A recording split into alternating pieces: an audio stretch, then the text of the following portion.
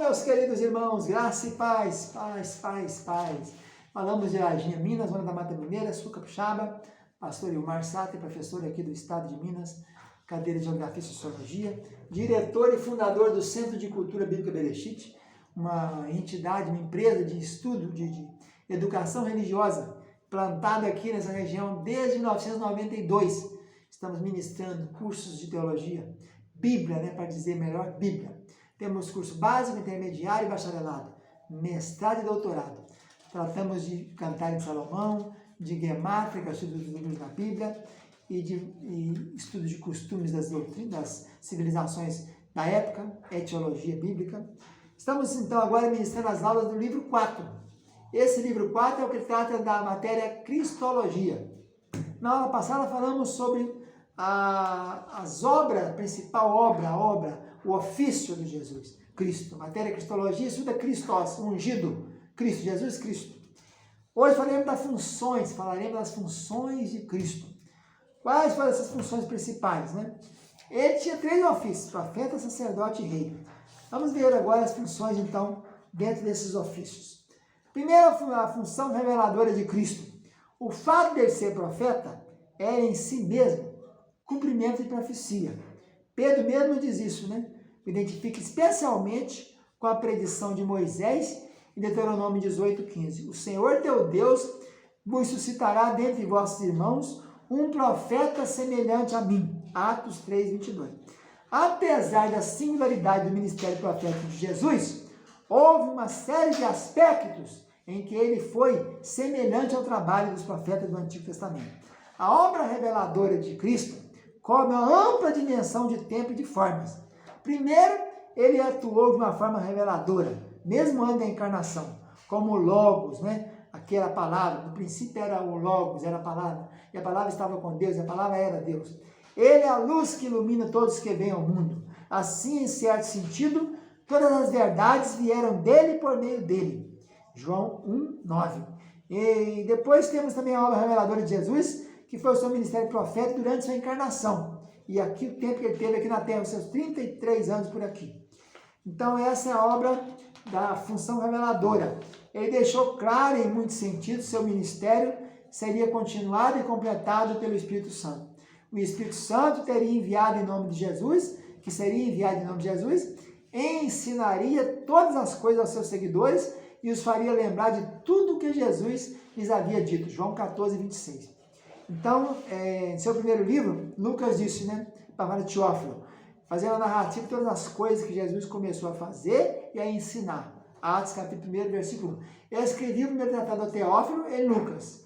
E esse último tratado, ele falando aqui sobre, quando Lucas escreve Atos dos Apóstolos, ele fala sobre as coisas que ele começou a fazer e a ensinar.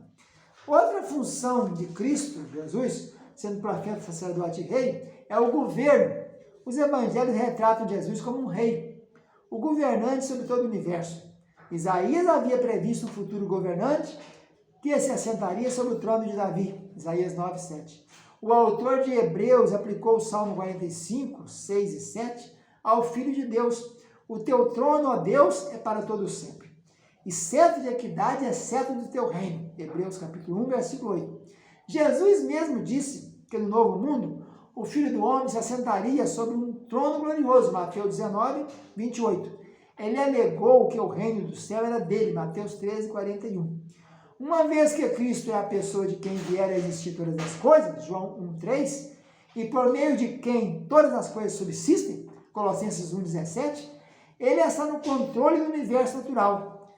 Mas existiria indício de um reinado de Cristo entre os homens dos dias atuais? Com certeza sim. O reino de Deus, sobre o qual reina Cristo, está presente na igreja. Ele é a cabeça do corpo, a igreja, Colossenses 1:18. Diante do que observamos, podemos ver que o governo de Jesus Cristo não é uma questão que se restringe apenas à sua exaltação final, como pensam alguns. É, porém, uma revelação com o passo final em sua exaltação. Quando ele retornar em poder, que esse governo será completo. Filipenses 2 salienta isso.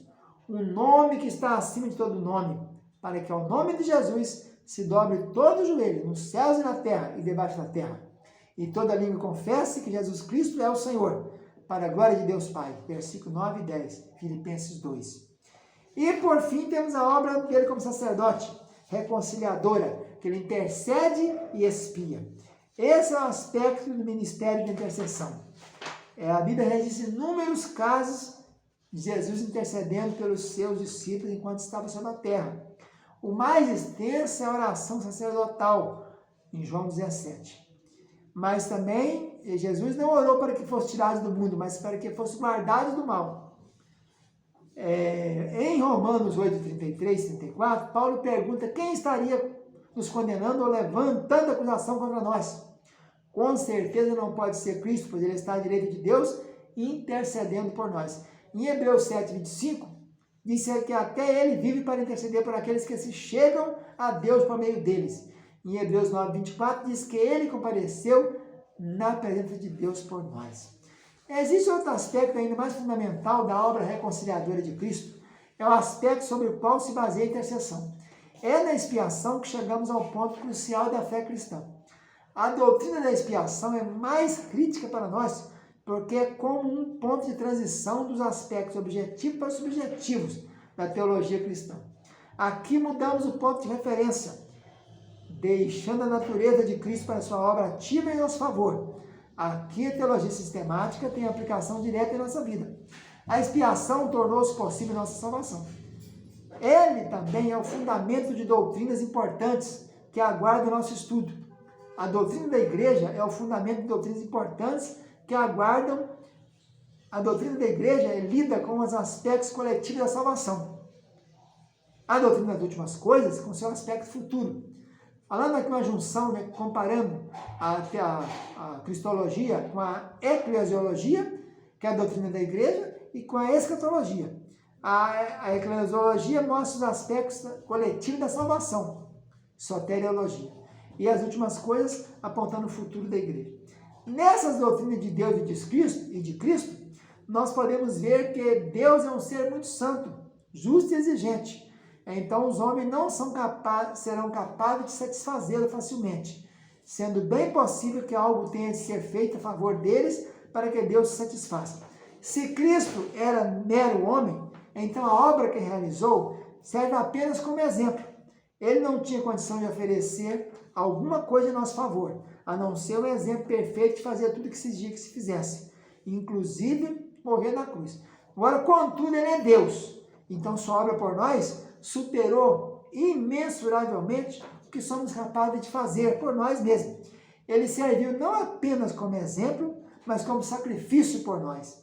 A doutrina da humanidade, definida de forma ampla, para incluir a doutrina do pecado, também afeta o quadro. Se os seres humanos estão basicamente intactos no aspecto espiritual, é provável que consigam, com um pouco de esforço, cumprir o que Deus deseja para eles. Assim, a instrução, a inspiração e a motivação constituem o que os homens precisam e, portanto, a essência da expiação. Se, porém, os homens são totalmente depravados e, por conseguinte, incapazes de fazer o que é correto, por mais que desejem ou tentem, então é preciso que se fizesse uma obra mais radical em favor deles. Então nós temos aí a aula que trata das funções específicas de Cristo como profeta, sacerdote e rei. Fica na paz, então.